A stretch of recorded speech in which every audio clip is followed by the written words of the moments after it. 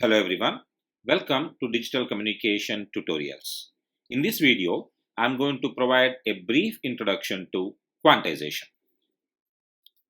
Let us consider an analog signal that has a continuous range of amplitudes. Therefore, we can say that the samples of this signal cover a continuous amplitude range. In other words, we can say that within the finite amplitude range of the input signal we have considered here, we find an infinite number of amplitude levels.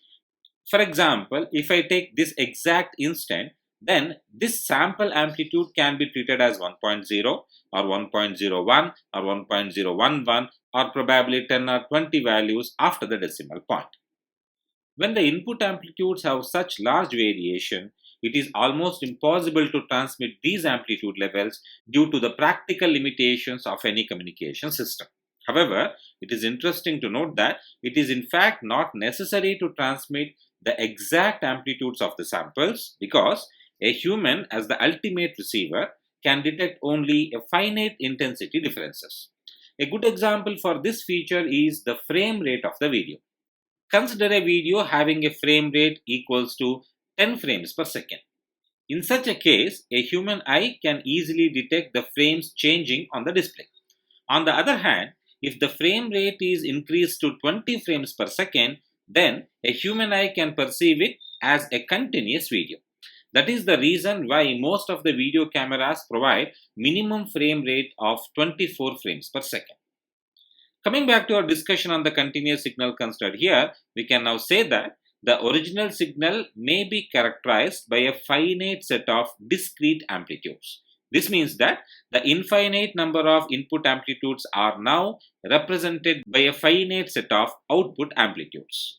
For a simple example, let us consider an input amplitude range varying between 1 volt and 2 volt. And let the output amplitude for this range is equal to 1.5 volt. This means that any amplitude range between 1 volt and 2 volt at the input is now represented by 1.5 volt at the output. By doing this, we have now shown that the infinite amplitude ranges at the input signal are converted into a finite output amplitude level. Further, if the output amplitudes are spaced close enough, then the approximated signal will become practically indistinguishable from the original analog signal. This is the main idea behind quantization. So, we can now define quantization as the conversion of an analog or continuous sample of the input signal to a digital or discrete form, and this process is called as quantization process. Graphically speaking, the quantization process means that a straight line that represents the relation between input and output signal, which is of a linear analog system, is now replaced by a transfer characteristic that is staircase in appearance. This is shown in the diagram here. The horizontal line in the transfer characteristic is called as a thread. Let us go back. You see, this is the transfer characteristic. Any horizontal line on the transfer characteristic is called as a thread. And the vertical lines are called as a riser. Okay, so the horizontal line is a thread, the vertical line is a riser. Further, the x-axis levels are referred to as decision levels and y-axis levels are referred to as quantization levels or representation levels, or also called as reconstruction levels. So, by looking at the transfer characteristic of the quantizer shown here, we can state that the quantizing process has a twofold effect. In the first part, the peak-to-peak signal range of the input sample value is subdivided into a finite set of decision levels, which are also called as decision thresholds, that are aligned with the risers of the staircase. Please note, wherever there is a decision level, there is always a riser associated with the corresponding decision level. Secondly, the output, which are the y-axis values, the output is assigned a discrete amplitude selected from a finite set of representation levels, also called as reconstruction levels, also called as quantization levels, and these values are aligned with the treads of the staircase. So, wherever we have a decision level, we have a riser, and wherever there is a representation level, we have a tread. This is an interesting feature of the transfer characteristic of the quantizer. Now let us move on and define a uniform and a non-uniform quantizer. Coming to the uniform quantizer definition first. A quantizer in which the separation between the decision thresholds and the separation between the representation thresholds have a common value which is called a step size is said to be a uniform quantizer.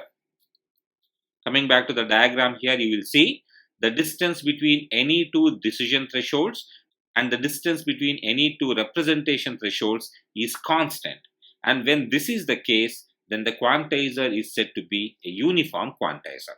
Coming to the non-uniform quantizer, which is also called as a robust quantizer, it is a quantizer in which the separation between the decision thresholds and the separation between the representation threshold varies. We will discuss robust quantizer in much detail in one of my future videos. Lastly, let us now define a symmetric quantizer. A quantizer that has a symmetry in its transfer characteristic is said to be a symmetric quantizer. When you come back and look at the transfer characteristic of this particular quantizer, you will note that this quantizer has a symmetry in the first and third quadrant.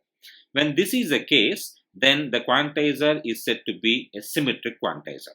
Further, you should also note this particular transfer characteristic has delta constant. Therefore, we can say this is a uniform quantizer. So, this transfer characteristic now represents a uniform symmetric quantizer. Right. So, that is about a brief introduction to quantization. In my next video, I will discuss the two basic types of quantizers as well as their quantization errors. Well, with that, I end this video. If you like this video, kindly press that like button and subscribe to my channel for more videos on digital communication. Thank you for watching. Have a good day.